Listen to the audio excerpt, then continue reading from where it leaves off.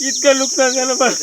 कोणाचं नाव आहे फोटो कोणाच्या कसं कळलं? इस वक्त हम परतूर तालुके कोरेगांव में हैं और रात में तेज़ हवा और बारिश के कारण यहाँ पर किसानों को काफ़ी नुकसान हुआ। उसी में आप देख सकते हैं कि बाजीराव खरात पाटिल का भी यहाँ पर केली का एक बाग था जिसमें काफ़ी उनका नुकसान हुआ है, लाखों का नुकसान हुआ है। उसी ताल्लुक से पंचनामे के लिए कृषि अधिकारी भी इस वक्त हमारे साथ मौजूद है। उनसे हम बात करते हैं कि अच्छा मैडम, आपका क्या बोलना है?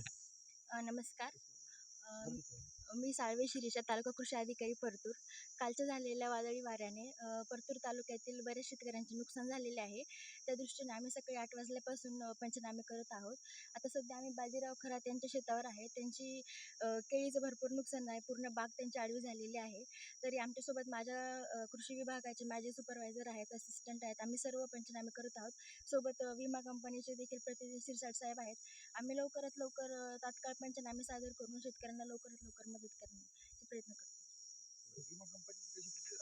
विमा कंपनीची प्रोसिजर अशी असते की ही वेदर बेसनुसार विमा पडला जातो, क्लेम त्यानुसार होतो. आपण पंचनामा जरी करतो, परंतु हा पंचनामा न करता या पंचनाम्यामध्ये आपल्याला इंटिमेशन देऊन आपल्याला काहीतरी पुढं शेतकऱ्याला मदत म्हणून काहीतरी भेटावं असं त्यासाठी आपण प्रयत्न करतो. या परिस्थितीबद्दल आपण भरपूर नुकसान झालेलं आहे शेतकऱ्यांचं. त्या अनुषंगाने आपण त्यांना मदत करण्याचं भरपूर प्रमाणात मदत करू अशी ग्वाही देतो. बाजीराव विठ्ठलराव खरात. मी 6 जुलैला 5,500 केळीची लागवड केली होती 3 एकर क्षेत्रामध्ये. मला ही केळी पूर्ण उभे करण्यासाठी 5 ते 6 लाख रुपये खर्च आला आणि आता माझा सौदा पण झाला ह्या बागेचा आणि 10 जूनपासून ही केळीची हार्वेस्टिंग चालू होणार होती.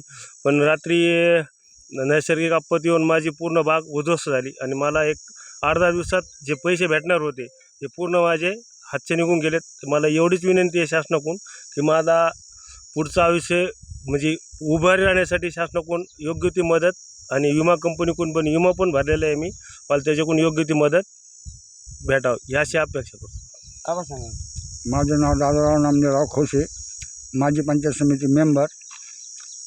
याच्यासाठी खूप नुकसान झालेलं आहे. याच्यासाठी काही ना काहीतरी शासनानं तातडीने मदत द्यावा ही माझी नम्र विनंती.